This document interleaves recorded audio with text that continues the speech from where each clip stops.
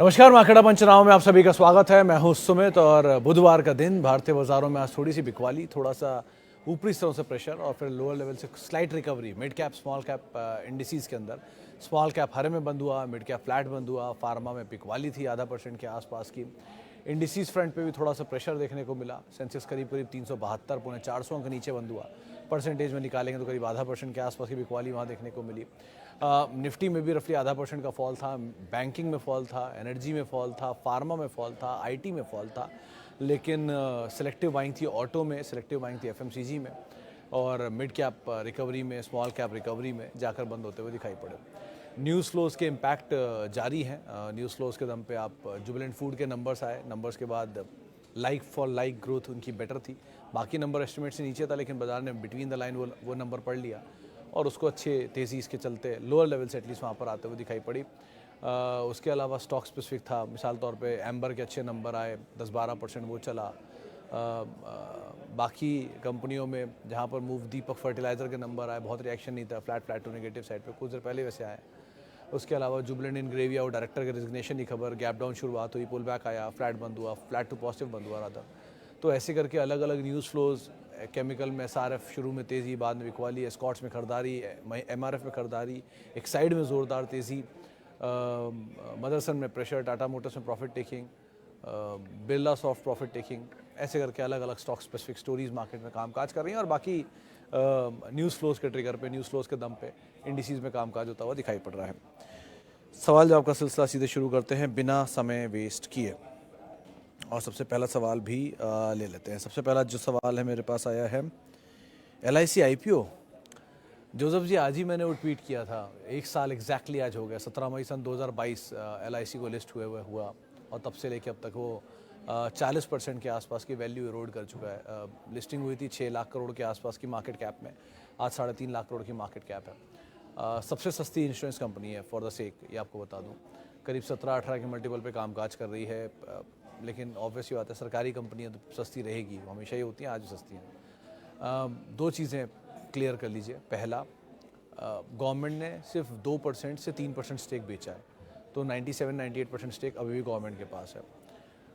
3% stake offloading हुई है तो ही इतनी बड़ी इक्विटी है, तो विद टाइम ये ऑफलोडिंग और बढ़ेगी। जब जब गवर्नमेंट को मौका मिलेगा इसमें तेज़ी का, तब वो अपना स्टेक बेच पाएंगे, क्योंकि 75% होल्डिंग ले आएंगे। आज नहीं, 10 साल बाद लाएंगे, लेकिन ले आएंगे, क्योंकि छोटा सा हिस्सा बेचते हैं उनको बड़ी पूंजी मिल जाएगी इससे। तो एक अच्छा तरीका है डिसइन्वेस्टमेंट के टारगेट्स को पूरा करने का या फिर अपनी एक बड़ी पूंजी जुटाने का। तो ये पार्ट तो हमेशा रहेगा, ये थ्रू आउट रहेगा, जब जब LIC रहेगी तब तक ये रहेगा, जब तक स्टेक पूरा नहीं बिक जाता। 2, अच्छी चीज़ क्या है, सस्ती वैल्यूएशन पर मिल रही है तो आप होल्ड कर सकते हो। आपका इशू का दाम जैसे ही आएगा वापस सप्लाई आनी शुरू हो जाएगी, क्योंकि बहुत लोगों के पास ऑलरेडी उस समय से स्टक है। अंडर परफॉर्मेंस है तो परफॉर्मेंस आ सकती है, क्वालिटी कंपनी है, बट वो स्टॉक की जो आप एक्सपेक्टेशन लगा के रखे हैं कि ये मल्टीपल टाइम रिटर्न दे देगा, उस तरह की रिटर्न मत रखिएगा। स्लो एंड स्टेडी है। उम्मीद थी मुझे कि अच्छा डिविडेंड देगा, लेकिन अच्छा डिविडेंड अब तक दिया नहीं। अगर वो दे देती है तो वेल एंड गुड है, तो आप इसे होल्ड भी कर सकते हैं। बट एक फेयर वैल्यू जो रिसेंटली लो लगाया था, उसको स्टॉप लॉस मान के आप पोजीशन में बने रही है, क्योंकि वो ब्रीच हुआ तो ये फर्दर और डाउन साइड खोलेगा, वरना आप आराम से बने रहिए। भाव आपका आ ही जाएगा, नहीं तो कल नहीं तो परसों।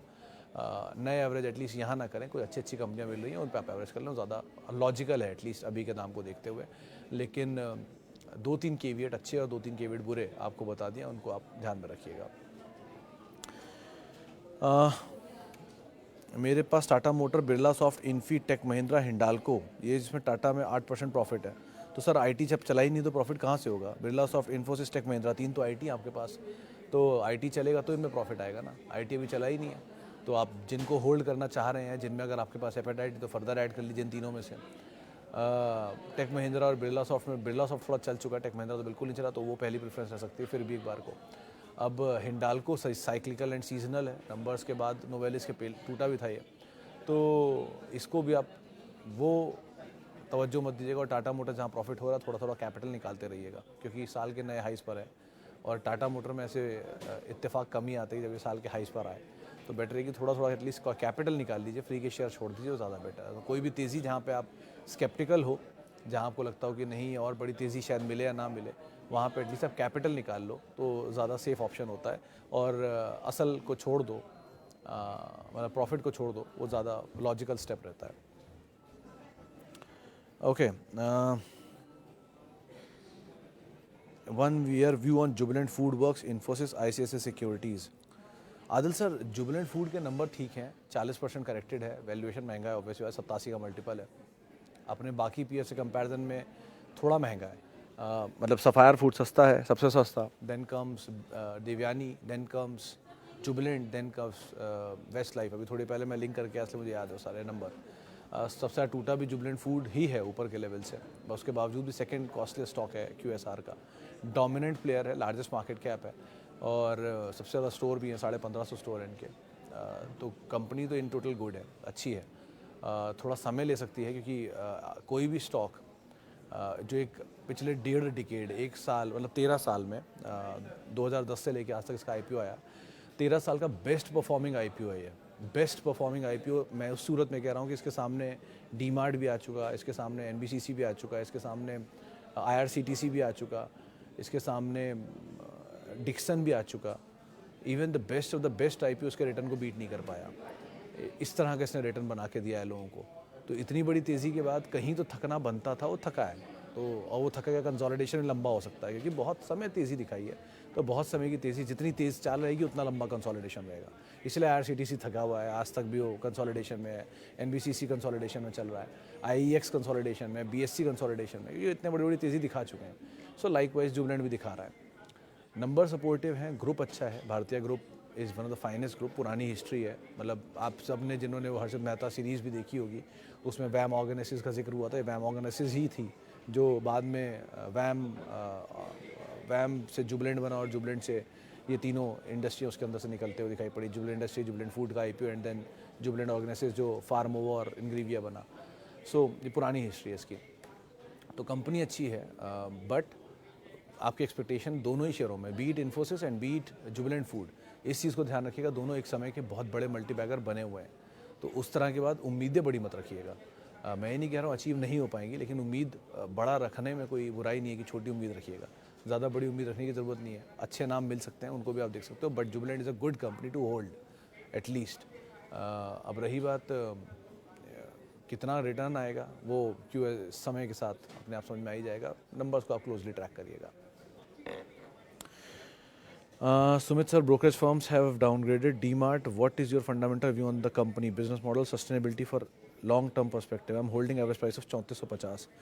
मिश्रा सर, देखिए कुछ प्रोज कुछ कॉन्स मैं आपके सामने रख देता हूँ। पहला कॉन, सबसे पहला कॉन कि एक तो ये भी जुबिलेंट की तरह ही सबसे ज़्यादा रिटर्न देने वाला स्टॉक है। 2016 से ये चलना शुरू हुआ है, 300 रुपये का शेयर, आज भी 10 टाइम ऊपर है अपने इशू प्राइस से। वैल्यूएशन अभी भी इसका महंगा है, 90 के मल्टीपल पे स्टॉक कामकाज कर रहा है, 80-90 के मल्टीपल पे। महंगा ये हमेशा ही रहता है, तो ऐसा कुछ नहीं जैसे जुबिलेंट था कि पैदा ये दिन से ही, जब IPO आया तभी 40 का मल्टीपल था, तो ये भी जब IPO आया तब भी 40-45 का मल्टीपल। तो महंगे तो रहेंगे, लेकिन अब वो महंगा कितना महंगा, वो एक नंबर से आपको आइडिया लग जाएगा। कितने एवरेज PE देख लीजिए, उससे आइडिया लगा लेंगे आप, वो बहुत ईजिली गूगल पे आपको मिल जाएगी। तो वहाँ आप समझ लीजिए कि इसकी एवरेज PE क्या बैठती है, कितना एवरेज PE पे सस्ता है ये हो गया एक पार्ट। दूसरा पार्ट, इसमें लिक्विडिटी हमेशा कम रहेगी। प्रमोटर 75% शेयर लेके बैठा है, F&O में शेयर है नहीं, तो अगर मान लीजिए 100 शेयर है, से फॉर एग्जांपल, तो 75 प्रमोटर के पास है, 25 शेयर ही बचे हैं। उन्हीं 25 शेयरों में होना है जो भी होना है, क्योंकि प्रमोटर तो अपने शेयर बेच नहीं रहा। तो 25 में भी कुछ फंड के पास होगा, तो 5 वो भी निकाल दीजिए, बचे 20 शेयर। उन 20 शेयरों में ही जितने लॉन्ग होने होते रहेंगे, जितने शॉर्ट होने होते रहेंगे। तो जो छूटा है वो डिलीवरी छूटी है किसी फंड की, और या फिर कुछ प्रमोटर ने या किसी और एंटिटी ने माल छोड़ा है, तब ये नीचे आया है। और ये अभी 10 गुना है अपने इशू प्राइस से, उस समय पर तो ये 20 गुना था, ये 6,500 पहुँच गया था जब पीक फियास्को था। तो ये एक पार्ट हो गया स्टॉक्स रिलेटेड। अब आती कंपनी की बात। देखिए कंपनी के इसमें 300 प्लस स्टोर हैं इनके, majorly 90% of them are owned. तो दो बेनिफिट इनके साथ हमेशा रहते हैं, एक इनकी रेंटल कॉस्ट कभी नहीं बढ़ती क्योंकि इनके मैक्सिमम स्टोर ओन्ड है। दो, इनके इंटरेस्ट कॉस्ट बहुत ज़्यादा नहीं बढ़ती क्योंकि ये डेट फ्री कंपनी है ऑलमोस्ट, तो मेजरली इनके पास डेट है नहीं, कैश ठीक ठाक जनरेट करते हैं। फ्लॉ एक और है कि डिविडेंड नहीं आते कंपनी में बहुत ज़्यादा, तो प्रमोटर एंटिटी ज़्यादा होने के बावजूद भी डिविडेंड नहीं आता। ये प्रमोटर को बाकी जगहों से इतना डिविडेंड आता है, VST से, इंडिया सीमेंट से, इन कंपनी से डिविडेंड आता है, और बाजार के बड़े निवेशक भी हैं, सब जानते हैं बात। So quality company, quality asset to own है, but it might take long duration patience to get some profit into it, क्योंकि पेशेंस के मामले में दमानी जी से बड़ा पेशेंस किसी में नहीं है। वो 20 साल 23 साल से वीएसटी इंडस्ट्री को होल्ड कर रहे हैं इसी दाम पर, जबकि उसमें सिर्फ डिविडेंड आता है, शेयर नहीं चलता। सो पेशेंस उनमें बहुत है। अब अगर आप में है उस पेशेंस को टेस्ट करने की कैपेसिटी, और अगर आपको कोई तर्क दोनों में से सही लग रहा है तो आप उसके हिसाब से कॉल ले सकते हैं। दो company is not bad but valuation is still expensive side. 3,2900 ठीक दाम है। यहाँ से मुझे लगता है बहुत ज़्यादा डाउनसाइड शायद ना खुले, तो डाउनसाइड जहाँ कम खुले उनको आप फिर भी देख सकते हो। अपसाइड जिनमें बहुत कम हो उनको आप अवॉइड करना। अच्छा जी, hi Sumit ji, what is your view on PVR, RBL bank, Tata power, NDTV, delivery for long term? These are my holding, I can hold for 2 years at least. Sir इतनी लंबी होल्डिंग में देखिए, NDTV is event based, news based, trigger based stock. Media में सबसे ज़्यादा चलने वाला share है वो, और आपको भी रीज़न पता है, तो ज़रा उसका ध्यान रखिएगा। अगर आपके पास है, प्रॉफिट मिल रहा है, तो कॉस्ट कैपिटल निकाल लीजिए सबसे पहली प्रायोरिटी में, फिर आप कोई कॉल लीजिएगा उसके ऊपर। दूसरी बात आती पीवीआर की। कंसोलिडेशन शुरू हुआ है, पहला क्वार्टर गया कंसोलिडेशन का, जिसमें पीवीआर आइनॉक्स बनाए है। तो जब भी किसी में कंसोलिडेशन होता है, L&T infotech Mindtree is an example, HDFC bank would be an example.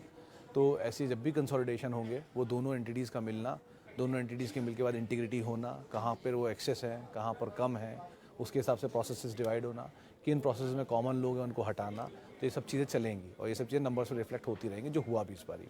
तो बाजार उस पर रिएक्ट करेगा। सो थोड़ा घबराएं सकते हैं, लेकिन आप बने रह सकते हो एटलीस्ट। ऑर्गेनाइज मार्केट सबसे बड़े प्लेयर हैं, अनऑर्गेनाइज मार्केट अभी भी 70% है, तो ये रीच बढ़ेगी, सिचुएशन ठीक हो जाएगी इनकी। Third is RBL bank. मैं चेयरमैन से मिला था ये लास्ट वीकेंड ही, फ्राइडे को। दे आर वेरी बुलिश और न्यूज़ फ्लोज भी अच्छे बोल रहे थे। They are penetrating high, expand कर रहे हैं डिजिटल मार्केट्स में। शेयर भी बहुत टूटा हुआ है, तो बहुत कुछ शायद खोने के लिए यहाँ नहीं है। अब ये चेयरमैन साहब से बातचीत के बाद पता चला है।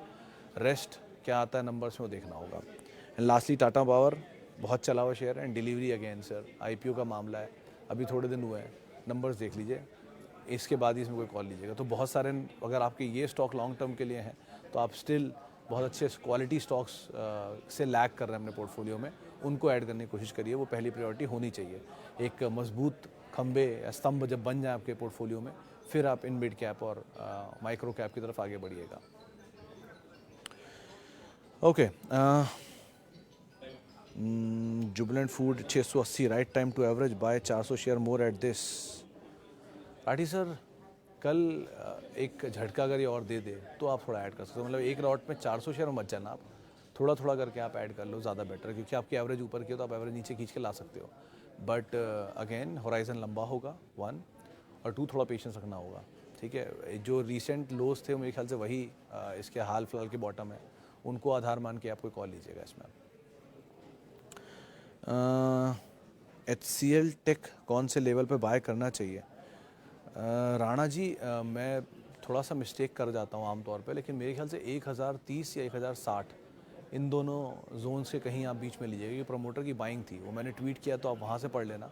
इतने सारे नंबर में वो नंबर मुझसे मिस हो जाता है, लेकिन इस दौरान मतलब वो बीएससी के एक्सचेंज पर इजीली मिल जाएगा आपको। आप कभी भी बीएससी के सेक्शन में जाएंगे, HCL का भाव देखेंगे, वहीं पे साइड में डिस्क्लोजर होते हैं, उसमें आप चेक कर लीजिए, और डिस्क्लोजर में साफ लिखा होता है किस दाम पर HCL में प्रमोटर ने खरीदारी की है। प्रमोटर की खरीदारी जहाँ होती है, किसी अच्छी क्वालिटी की कंपनी में जहाँ प्रमोटर बाय कर रहा है, किसी मतलब मिड कैप में भी प्रमोटर बाय कर रहा है, तो वो आपकी पहली प्रेफरेंस होनी चाहिए। उसको आप आधार मान सकते हैं कि प्रमोटर सब कुछ जानता है कंपनी के बारे में, हम सबसे ज़्यादा जानता है। उसको कुछ ऐसी चीज़ें पता होती हैं जो हमें कभी नहीं पता होती है। सो अगर प्रमोटर एंटिटीज़ बाय कर रही हैं, तो कुछ तो लॉजिक होगा इस पोजीशन को लेने का। मैंने ट्वीट भी किया, वो लिस्ट वहाँ पे भी देख सकते हो चाहे तो हर महीने के एंड में मैं ट्वीट करता हूँ कि कहाँ पर प्रमोटर ने इस महीने बाय किया, तो अभी इस महीने के एंड में मैं फिर कर दूँगा इस महीने की। तो ये पिछले महीने में प्रमोटर ने बाय किया HCL में, आप वहाँ पर उन लेवल्स के आसपास खरीदारी करो, सबसे सेफ जोन है वो एटलीस्ट, या उसके इर्द गिर्द जहाँ तक आपका रिस्क एपेटाइट अलाउ करे आपको। Buying NSE share from unlisted market, no idea Dixit ji, अगर आप चाहो तो ले लो। मतलब अनलिस्टेड मार्केट में तो पेटीएम में 2800 ही था ना, 28,000 सॉरी, वो बाद में 2800 हुआ और 2800 के बाद 2100 पे इसका इशू आया। अनलिस्टेड मार्केट में तो बहुत कुछ होता है, क्योंकि अनलिस्टेड है, welcome to real world, you will get the situation very well then. तो मुझे ऐसी कोई जल्दी नहीं समझ में आ रही किसी भी मार्केट में कि जब लिस्टेड मार्केट में इतने अच्छे अच्छे स्टॉक नीचे मिल रहे हैं, उनको छोड़ के लिस्टेड में क्यों जाना। 80 रुपये के डिविडेंड के लिए तो गुड़िया ले लो, 125 रुपये डिविडेंड आ जाएगा, उससे सस्ते मिल भी रहा है, 8% का यील्ड है। सो डिविडेंड अगर लेना है तो एनएससी ग्रोथ देखना चाह रहे हो आपकी, ये सबसे सस्ता मल्टीपल है, 20 के मल्टीपल पे है, जहाँ पे यूएस के मल्टीपल, मतलब एनएससी स्टॉक एक्सचेंज की बात कर रहा हूँ, एनएससी का स्टॉक 20 के मल्टीपल पे कामकाज कर रहा है, जबकि ग्लोबली सारे एक्सचेंजेस 30-35 के मल्टीपल पे कामकाज करते हैं। अगर आपको सस्ते मल्टीपल देखने हैं तो एनएससी जब लिस्ट होगा तो भी कितना ऊपर हो जाएगा, 28 पे, 27 पे, 26 पे, कभी तो नीचे आएगा, तब ले लेना। तो क्यों उस मार्केट में जाना जिस मार्केट के बारे में भाव का कोई पता नहीं है, कहाँ से डिटरमिन होंगे, कब डिटरमिन होंगे और कैसे उसका नेक्स्ट प्राइस आएगा। मान लो आज 2100 है, कल 2000 हो गया, 1900 हो गया, किसे बेचोगे आप। और फिर भी अगर आपको ज़्यादा आइडिया, मतलब क्योंकि मुझे बहुत आइडिया इसके है नहीं, नॉन लिस्टेड मार्केट में कोई कुछ जाने का मतलब ही नहीं बनता। अगर आपको लग रहा है तो आप ले लो, मतलब मेरी पर सीमित जानकारी वहाँ तक नहीं पहुँच पाई अभी तक। Please suggest me some good stocks at CMP which can give me 20 to 25% including dividend average consistent return. I want to buy it from my wealth creation. Deepak ji, जितनी मेरी समझ और कुछ आंकड़े कहते हैं, ऐसे 3 स्टॉक हैं निफ्टी में जो इतना रिटर्न हिस्टोरिकली दे के आए हैं। गारंटी नहीं है कि वो आगे दे पाएंगे, लेकिन हिस्टोरिकली दे के आए हैं। पहला है बजाज फाइनेंस, दूसरा है एशियन पेंट्स, तीसरा है टाइटन। इनके अलावा ऐसा कोई स्टॉक नहीं पूरी निफ्टी में जो 20 से 25% रिटर्न दे पाए कंसिस्टेंटली। ये कुछ आप ऐसा समझ रहे हो कि हर खिलाड़ी क्रिकेट के हर मैच में 20 से 25 रन बना के मिनिमम जाए, 0 पे कभी आउट ना हो, 15 पे कभी आउट ना हो, ठीक है। उसका खिलाड़ी का रिटर्न एवरेज 25 होना चाहिए। हो सकता है कभी अगर आउट हो भी जाए तो अगले मैच में 50 बनाने ही पड़े, जो फेयरली मुश्किल दिखता है मुझे कि कंसिस्टेंटली बना पाएगा। बट 15-20% के लिए अगर आप चाह रहे हैं तो किसी भी लार्ज कैप में चले जाइए, वो 15 से 20% आपको दे देगा। Beat TCS, beat Infosys, beat HCL, beat Reliance, HDFC bank, ICICI bank, Asian Paints, Pidilite, anyone. ये सब इतना रिटर्न देते चले आए हैं सालों से, ये फिर भी दे सकते हैं कि 15 से 20% रीजनेबल रिटर्न है जो आप एक्सपेक्ट कर सकते हो। आपकी FD से डबल है, लेकिन 20-25% किस्मत है, मिल भी सकता है, शायद ना भी, माफ़ कीजिएगा, ना भी मिले, लेकिन उम्मीद आप 15 से 20 की रखिए, वो ज़्यादा बेटर है। म्यूचुअल फंड 12 से 13% देता है एवरेज पिछले 20 से 25 सालों में। गोल्ड 9%, नहीं 7%, रियल स्टेट 9% से 11%, और FD एक समय में 18 भी थी, एक समय में 3 भी थी, तो 6-7% का एवरेज है। तो आप ये रिटर्न्स हैं, इनके हिसाब से देख लीजिए। सबसे ज़्यादा चॉइस आपको इक्विटी देगा और उसका ये 15 से 20% मैक्सिमम अपर एंड पे चलेगा तो होगा, तो उस हिसाब से आप कॉल ले सकते हैं। ओके, IB रियल एस्टेट, 2-3 सवाल हैं, अभी जी का भी, भूषण जी का भी। सर, IB रियल एस्टेट को लेकर आज सुबह आशीष महेश्वरी जी से भी हमने बात की थी। उनका भी यही कहना है कि सर तेज़ी मिले, कॉस्ट आए, निकल जाइए। लगा था सिचुएशन बेटर होगी, ये IB रियल नहीं, IB हाउसिंग के लिए भी लगा। तो ये हम, मतलब बाज़ार में सभी गलत होते हैं, तो सबको ये लगा था कि जब ब्रूकफील्ड आया है IB रियल एस्टेट में, मर्जर होगा, 2500 करोड़ के असेट हैं IB रियल एस्टेट के पास, री रेटिंग हो जाएगी स्टॉक की, स्टॉक चलना चाहिए। ये बात सबको पता है, हम भी जानते हैं इस बात को, ये सब नंबर्स में है। लेकिन अब मर्जर नहीं होगा या उसको होल्ड कर दिया जाएगा, ये किसी को नहीं पता था। तो चेन्नई बेंच ने होल्ड किया, चंडीगढ़ बेंच ने होल्ड किया, इस चक्कर में वो मर्जर रुका हुआ है। मर्जर रुका हुआ है तो स्टॉक भी रिएक्ट कर रहा है उसी के हिसाब से। अगर कभी हुआ तो ये वेल्थ बना देगा, बहुत नहीं बनाएगा लेकिन बना देगा, और अगर नहीं हुआ तो पता नहीं। तो इसीलिए एक रीसेंट स्टॉप लॉस, रीसेंट लो जो है उसको अपना एक स्टॉप लॉस मान लीजिए और पोजीशन में बने रहिए। जितनी रिकवरी मिले उतनी तेज़ी में आप निकलते चलिए। जहाँ जहाँ पर आपके लॉसेस कम हो या आप झेल पाएँ, वहाँ पर आप निकालने की कोशिश करें। सबसे सेफ ऑप्शन फिलहाल इसमें यही दिखाई पड़ रहा है। Okay, PNB and ICICI Prudential, ICICI Prudential can be hold, Saurabh ji. PNB के लिए तो मीडियम टर्म ही रखिएगा, चाहे PNB, union, bank of Baroda, इन सब के नंबर्स अच्छे हैं इस क्वार्टर के, और नंबर्स अच्छे आने के बावजूद भी बहुत बड़ी तेज़ी मत समझिएगा। ये मत सोचिए कि वैल्यू में सिंगल डिजिट P पे काम काज कर रहे हैं। बैंकों के लिए P इतना इंपॉर्टेंट नहीं होता, इनकी बुक वैल्यू होती है, और उसमें भी ठीक काम कर भी रहे हैं अगर, तो भी अगेन एक ही बात बोलूँगा कि ये वैल्यूएशन सस्ते रहते ही हैं इनके यूजुअली। बैंक्स में आपको जाना तो SBI is the best bet, PNB में सरकारी में SBI is the best bet, and ICICI Lombard पे आप आराम से बने रह सकते हो। ओके, और सारे सवाल आ रहे हैं। सिरमा SGS। मलिक सर, ये लास्ट क्वार्टर के नंबर तो ठीक था। कुछ जब ये लिस्ट हुआ था तब भी इसकी बड़ी चर्चा हुई थी, कुछ बड़े लोगों नाम में आए भी थे इसको उठाने में, तो उस समय तो पैसा बना था इसमें, बट अगेन वो मोमेंटम था। तो अभी तो नया ही IPO है, बहुत टाइम हुआ नहीं, 2 क्वार्टर या 3 क्वार्टर के नंबर होंगे मैक्सिमम, तो थोड़ा समय बिता लेने दीजिए, फिर टिप्पणी करना ज़्यादा आसान होगा। कंपेरेटिवली मुझे लगता है कि जो IPO अब 2020-21 में आए थे, जिसमें आप Paytm, Zomato, Nykaa and PB fintech and star and EMIL, इन लोगों की सिचुएशन फिर भी पहले से क्लियर है। लक्ष्मी ऑर्गेनिक्स ये बहुत समय बिता चुके हैं, तो अब इनके बारे में वो IPO का हैंगओवर हट गया है। लेकिन जो उसके बाद की लॉट आई है ना 2022-2023 वाली, 2022 वाली लॉट भी इवन, उनका भी हैंगओवर चल रहा है, तो अभी इन्हें समय दीजिए। लेकिन 2021-22 वालों को आप पहली प्रेफरेंस दीजिए। अब अगर आप कोई IPO में उठाना चाह रहे हो, उनकी हैंगओवर निकल गया है IPO की सप्लाई का, अब वहाँ फिर नंबर ही काम करेंगे, तो उसके हिसाब से आप रणनीति बना सकते हैं। चलिए, फिलहाल अब इतने सवालों को शामिल करूंगा। माफ़ी उन सभी लोगों से जिनसे बातचीत नहीं हो पाई, और बहुत बहुत शुक्रिया उन सभी लोगों का जिन्होंने सवाल पूछे हैं। बहुत सारे सवाल आते हैं तो इसलिए सबको जवाब देना बहुत मुश्किल हो पाता है, इसलिए फिर से एक बारी माफ़ी। और आप सभी सब कल मुलाकात होगी वीकली एक्सपायरी के दिन। @सुमित रिसर्च मेरा ट्विटर हैंडल है, और किसी भी निवेश से पहले अपने वित्तीय सलाहकार की राय ज़रूर ले लें। नमस्कार।